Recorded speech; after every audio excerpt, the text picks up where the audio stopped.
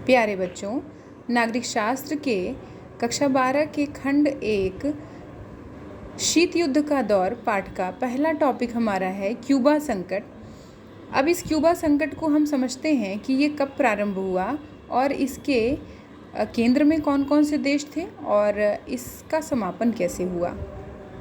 तो बच्चों, जैसा कि नागरिक शास्त्र के जो पहला पाठ है शीत युद्ध का दौर, इसका मतलब कि 1945 से लेकर के 1991 तक अमेरिका और सोवियत संघ दो महाशक्तियों के बीच जो मानसिक युद्ध चला, जो बिना अस्त्र शस्त्रों के लड़ा गया, जो मस्तिष्क में लड़ा गया, जो शीत प्रकृति का था, अर्थात एक प्रत्यक्ष युद्ध तो नहीं था लेकिन अप्रत्यक्ष युद्ध था, उस युद्ध को शीत युद्ध कहा जाता है।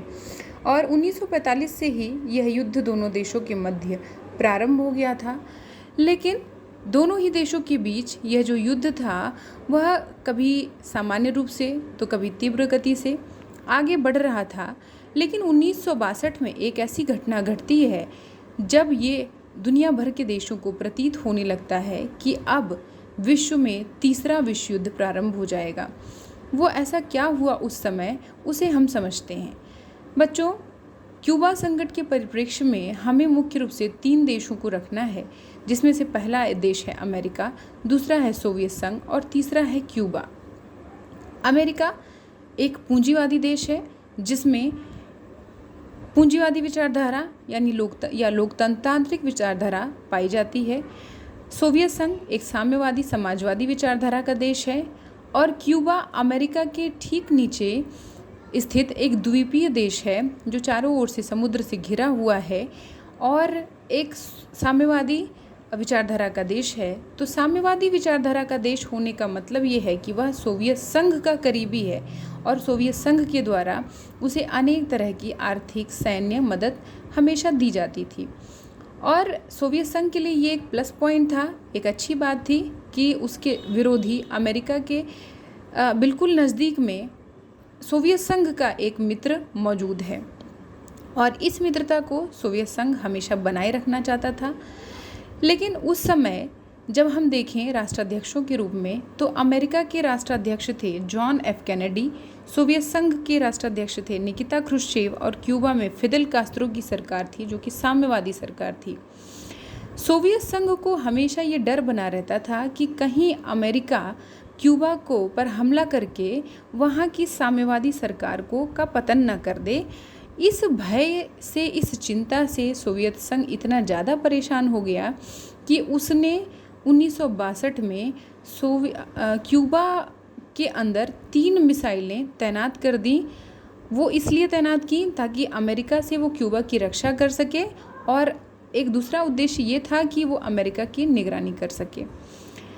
और इससे बड़े आश्चर्य की बात तो ये थी कि अमेरिका को सोवियत संघ की इस हरकत का पता ही नहीं चल पाया लगभग 20-21 दिनों तक। जब अमेरिका को सोवियत संघ के द्वारा की गई इस हरकत का पता लगा कि सोवियत संघ ने क्यूबा में 3 मिसाइलें तैनात की हुई हैं, तो उस समय अमेरिका को एक झटका लगा और अमेरिका इस बात से बहुत ज़्यादा नाराज़ हुआ। और नाराज़ होने के साथ ही साथ अमेरिका का ये भी बिंदु था, अमेरिका ये नहीं चाहता था कि उस समय अमेरिका और सोवियत संघ के बीच किसी तरह का शस्त्र युद्ध लड़ा जाए। शीत युद्ध तो चल ही रहा था लेकिन वो आमने सामने की लड़ाई करने के पक्ष में नहीं था अमेरिका। लेकिन सोवियत संघ चूँकि क्यूबा में अपनी मिसाइलें तैनात कर चुका था, इसलिए अमेरिका नाराज़ होकर अपने जंगी जहाज़ों को क्यूबा के चारों ओर तैनात कर देता है और आदेश देता है कि सोवियत संघ से आने वाले सभी जहाज़ों को जो क्यूबा की तरफ आ रहे हैं उनको रोक दिया जाए। अब ये घटना उस समय इतनी बड़ी हो गई कि दुनिया भर के तमाम समाचार पत्रों में और न्यूज़ मीडिया में इस तरह की बातें होने लगीं कि अब दुनिया में तीसरा विश्व युद्ध निश्चित है और वह क्यूबा संकट के कारण होकर रहेगा। पूरे विश्व में हाहाकार मच गया, उथल पुथल मच गई कि अमेरिका और सोवियत संघ अब आमने सामने हो जाएंगे और तृतीय विश्व युद्ध होगा और न जाने उससे कितनी तबाही होगी इसका किसी को अंदाज़ा नहीं था। एक तरह से भय का माहौल पूरे विश्व में बन गया। लेकिन उस समय जो सोवियत संघ के राष्ट्रपति निकिता क्रुश्चेव थे, उन्होंने अपनी दूरदर्शिता का, समझदारी का परिचय दिया और अमेरिका की तरफ जाने वाले अपने जहाज़ों को वापस लौटा लिया।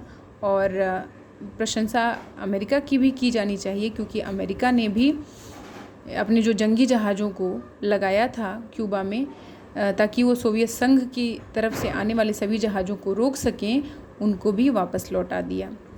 क्योंकि दोनों ही देश ये नहीं चाहते थे कि किसी तरह का अस्त्र शस्त्र से संपन्न युद्ध लड़ा जाए जो कि पूरे विश्व को फिर किसी अन्य गहरे संकट की तरफ ढकेल दे।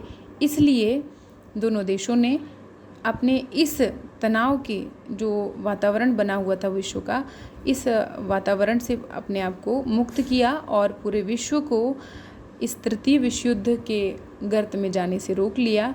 और चूँकि क्यूबा संकट के समय, यानी क्यूबा के अंदर तैनात सोवियत संघ की मिसाइलों के कारण जो पैदा हुआ संकट था, उस संकट के कारण पूरे विश्व में तनाव इतना ज़्यादा बढ़ गया था कि इस संकट को शीत युद्ध का चरम बिंदु कहा जाता है। यानी कि शीत युद्ध में इतनी उग्रता, इतनी तीव्रता इसके पहले कभी नहीं थी जितनी कि इस क्यूबा संकट के समय आई। इसीलिए बच्चों, ये प्रश्न आपकी परीक्षा में बहुत ज़्यादा पूछा जाता है कि क्यूबा संकट को शीत युद्ध का चरम बिंदु क्यों कहा जाता है। इसलिए आप सभी लोग इस प्रश्न को बहुत ध्यान से समझिए, इस बिंदु को बहुत ध्यान से समझिए और इसको याद करने का प्रयास करिए। चूँकि ये कहानी की तरह है, इसलिए आपको याद करने में अधिक समस्या नहीं आएगी। धन्यवाद।